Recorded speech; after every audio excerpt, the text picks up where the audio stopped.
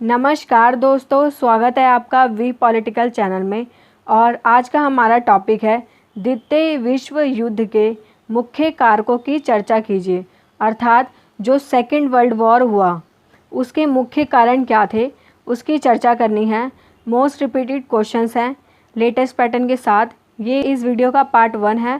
Third year political science BA honours BA programme दोनों के लिए इम्पॉर्टेंट टॉपिक है। तो अगर आपको ये वीडियो अच्छी लगे तो लाइक शेयर सब्सक्राइब ज़रूर करें और हमारे साथ जुड़े रहें। स्टार्ट करते हैं अपना टॉपिक। द्वितीय विश्व युद्ध कारकों में हम क्या क्या पढ़ेंगे। सबसे पहले पढ़ेंगे द्वितीय विश्व युद्ध का आरंभ। इस विश्व युद्ध का आरंभ कैसे हुआ, द्वितीय विश्व युद्ध के कारण क्या क्या थे, द्वितीय विश्व युद्ध के परिणाम क्या थे और अंत में पढ़ेंगे निष्कर्ष। अगर द्वितीय विश्व युद्ध के कारण पूछा जाए या परिणाम पूछा जाए, दोनों में यही पैटर्न फॉलो करना है और यही आंसर लिखेंगे। इसलिए इसका पार्ट 1 कारक जो मैं पढ़ा रही हूँ और सेकंड पार्ट परिणाम ज़रूर देखें। नोट में यही लिखा है कि यदि प्रश्न में द्वितीय विश्व युद्ध के कारण पूछे जाएं या द्वितीय विश्व युद्ध के परिणाम, दोनों प्रश्नों का यही उत्तर है। यही पैटर्न फॉलो करना है और इसी पैटर्न को दोनों प्रश्नों के उत्तर में लिखना है। इसलिए पार्ट 1 और पार्ट 2, पार्ट 1 कारक और पार्ट 2 परिणाम ज़रूर देखें। तो स्टार्ट करते हैं अपना टॉपिक। सबसे पहले हमें यह जानना ज़रूरी है कारणों से पहले कि द्वितीय विश्व युद्ध का आरंभ कैसे हुआ। 1 सितंबर 1939 को जर्मनी ने पोलैंड पर आक्रमण कर दिया। इसके साथ ही द्वितीय विश्व युद्ध का आरंभ शुरू हुआ। इससे कुछ दिन पूर्व दो परस्पर विरोधी विचारधाराओं के प्रतीक जर्मनी और सोवियत संघ ने 10 वर्षीय अनाक्रमण समझौते पर हस्ताक्षर किए। कह रहे कि जर्मनी और सोवियत संघ जो दो अलग विचारधाराएं रखती थी, उन दोनों ने 10 वर्षीय अनाक्रमण कि हम एक दूसरे देशों पर आक्रमण नहीं करेंगे हस्ताक्षर किए। इस समझौते ने दोनों देशों के मध्य पोलैंड के विभाजन का मार्ग प्रशस्त कर दिया। जर्मन सोवियत संघ समझौते ने अप्रत्याशित समीकरण को जन्म दिया, जिससे पोलैंड पर आक्रमण का मार्ग खुल गया। मतलब जर्मनी और रशिया ने क्या करा, दोनों ने मिलकर पोलैंड पर आक्रमण कर दिया। विश्व युद्ध के आरंभ होने से कुछ माह पूर्व ब्रिटेन, फ्रांस दोनों ने पोलैंड को आश्वासन दिया था।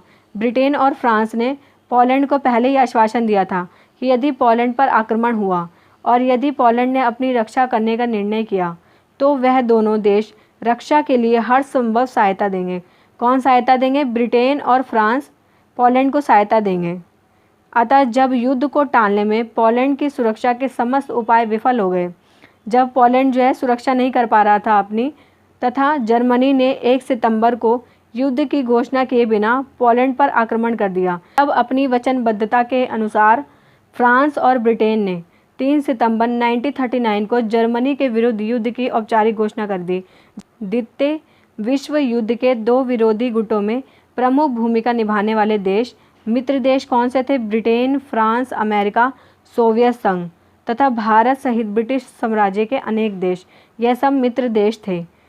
धुरी राज्य जर्मनी, इटली, जापान दूसरी ओर धुरी राज्य थे। युद्ध में अंततः मित्र देशों की विजय हुई। जो मित्र देश थे ब्रिटेन, फ्रांस, अमेरिका, यह सभी देश जो है जीत गए। धुरी राज्य इटली, जर्मनी, जापान ने इसी क्रम में आत्मसमर्पण करा। जो एक्सिस पावर पहले थे इटली, जर्मनी, जापान, इन्होंने आत्मसमर्पण कर दिया, मतलब सरेंडर कर दिया अपने आप को और अपनी पराजय को स्वीकार कर लिया। युद्ध का आरंभ पोलैंड पर जर्मन आक्रमण के साथ हुआ। मतलब जर्मनी ने जो है पोलैंड पर आक्रमण कर दिया था। पोलैंड संबंधी विवाद तत्कालीन कारण अवश्य था। पोलैंड संबंधी विवाद जो था उस टाइम का विवाद अवश्य था, परंतु द्वितीय विश्व युद्ध के अन्य अनेक गंभीर कारण भी थे। यह विश्वास किया जाता है कि वर्साय की संधि में विश्व युद्ध के कीटाणु मौजूद थे। वर्साय की संधि ने तो मात्र 20 वर्ष का युद्ध विराम दिया था। तो स्टार्ट करते हैं अपने द्वितीय विश्व युद्ध के कारण। सबसे पहले है वर्साय की संधि। जर्मनी को जिस संधि पर हस्ताक्षर के लिए बाध्य किया गया उसे वर्साय की संधि कहा गया। यह संधि जर्मनी तथा जर्मनी पर लागू शर्तों से भरी हुई थी। वर्साय की संधि को 5 भागों में विभाजित किया गया। पारदेशिक प्रावधान, आर्थिक और आर्थिक क्षतिपूर्ति प्रावधान, निशस्त्रीकरण अर्थात जर्मनी को शस्त्र नहीं रखने हैं, प्रादेशिक प्रावधान भी निर्धारित किया गया उनके लिए। आर्थिक क्षतिपूर्ति भी करनी पड़ेगी उन्हें पहले विश्व युद्ध के बाद की। युद्ध दोष, युद्ध अपराध भी लगाया गया और वर्साई की संधि का मूल्यांकन 5 भागों में से विभाजित किया गया। वुड्रो विल्सन का मानना था कि प्रथम विश्व युद्ध भविष्य के युद्ध को समाप्त करने के लिए लड़ा गया, परंतु प्रथम विश्व युद्ध के बाद जिस शांति की स्थापना की गई उसे युद्ध समाप्त करने वाला युद्ध कहा गया। प्रथम विश्व युद्ध में क्या हुआ था, वर्साई की संधि लागू हुई और जर्मनी पर बहुत सारी शर्तें लगाई गई। जर्मनी के अंदर आक्रोश भरा हुआ था और वह इंतजार ही कर रहा था कि कब वह घोषणा करे द्वितीय विश्व युद्ध की, तो इसे युद्ध समाप्त करने वाला युद्ध कहा गया। अब 20 वर्ष के बाद प्रतिघात की जर्मनी की बारी थी। मतलब पहला विश्व युद्ध 1914 से 1918 के बीच हुआ था और दूसरा विश्व युद्ध 1939 से 1945 के बीच हुआ, अर्थात 20 वर्ष के बाद जर्मनी की बारी थी। हिटलर के सत्ता में आते ही जर्मन वासियों के हृदय में बदले की ज्वाला प्रज्वलित हो उठी थी। जर्मनी का अपमान द्वितीय विश्व युद्ध का प्रमुख कारण बना, इसलिए वर्साई की संधि को द्वितीय विश्व युद्ध के लिए उत्तरदायी माना गया है। ठीक है, वर्साई की संधि को द्वितीय विश्व युद्ध के लिए उत्तरदायी माना गया है। सेकंड पॉइंट पढ़ते हैं, जर्मनी में उग्र राष्ट्रवाद नाजीवाद का उदय। जर्मनी, इटली और जापान में उग्र राष्ट्रवाद की उत्पत्ति दूसरे विश्व युद्ध के मुख्य कारणों में से एक थी। क्या हुआ कि जर्मनी, इटली, जापान, इसमें उग्र राष्ट्रवाद की उत्पत्ति हुई और यह दूसरे विश्व युद्ध के मुख्य कारणों में से एक थी। वर्साई की संधि की अपमानजनक शर्तों ने जर्मनी की राष्ट्रीय भावना को और अधिक दृढ़ कर दिया। वर्साई की संधि में क्या हुआ था, जर्मनी का बहुत ज़्यादा ही अपमान हुआ था, जिससे राष्ट्रीय भावना और अधिक दृढ़ हुई। पराजय ने जर्मनी के लोगों के बीच अभूतपूर्व एकता और राष्ट्रवाद की भावना पैदा कर दी। इटली में फांसीवाद। इटली की पेरिस शांति सम्मेलन में उद्देश्यों को प्राप्त करने की असफलता में फांसीवादी नेता उग्र राष्ट्रवाद, युद्ध और साम्राज्यवाद के पक्ष में थे ताकि इटली के हितों की प्राप्ति की जा सके। ऐसे ही इटली में इटली के लोगों ने फांसीवादी विचारधारा को अत्यधिक आकर्षक विचारधारा पाया क्योंकि इसने एक सुनहरे भविष्य का वादा किया। जापान में सैन्यवाद और साम्राज्यवाद का उदय। जापान में सैन्यवाद का जन्म युद्ध का एक अन्य कारण था। विश्व राजनीति में जापान ने शक्ति के विस्तार के आदर्श साधनों के रूप में सैन्यवाद और साम्राज्यवाद को बल दिया। राष्ट्र संघ के दोष तथा असफलता।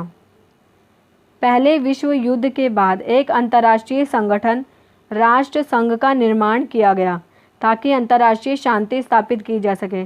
जब फर्स्ट वर्ल्ड वॉर हो चुका था उसके बाद राष्ट्र संघ की स्थापना हुई ताकि देशों में शांति स्थापित की जा सके। यद्यपि विभिन्न संरचनात्मक दोषों के कारण, जैसे कि सर्वसम्मति से निर्णय निर्माण से संबंधित धाराएं, पर्याप्त साधनों की कमी, इसके असहायक वातावरण के कारण शांति के उपकरण के रूप में राष्ट्रसंघ असफल रहा। राष्ट्रसंघ असफल क्यों रहा? क्योंकि साधनों की कमी थी, शांति स्थापित नहीं हो पा रही थी, सर्वसम्मति का अभाव था, जिसके कारण राष्ट्रसंघ असफल रहा। निशस्त्रीकरण की दिशा में असफलता। युद्ध का एक अन्य कारण निशस्त्रीकरण की दिशा में प्रयत्नों में असफलता। वर्साई की संधि से जर्मनी तो निशस्त्र हो गया। वर्साई की संधि जो हुई थी उससे जर्मनी तो निशस्त्र हो गया था। लीग के अनुच्छेद 8 में कहा गया कि सदस्य राष्ट्र राष्ट्रीय शस्त्रों के निर्माण को निम्नतम बिंदु तक, जहां तक राष्ट्रीय सुरक्षा के लिए संगत है, ले जाएं, परंतु इसका प्रभाव लगभग नकारात्मक रहा।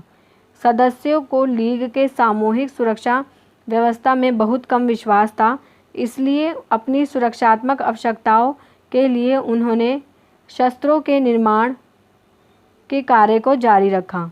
इसमें यह कहा गया है, निशस्त्रीकरण का अर्थ है कि किसी भी देश के पास कोई भी शस्त्र ना हो, परंतु जर्मनी पर वर्साई की संधि से निशस्त्रीकरण लागू हो गया था।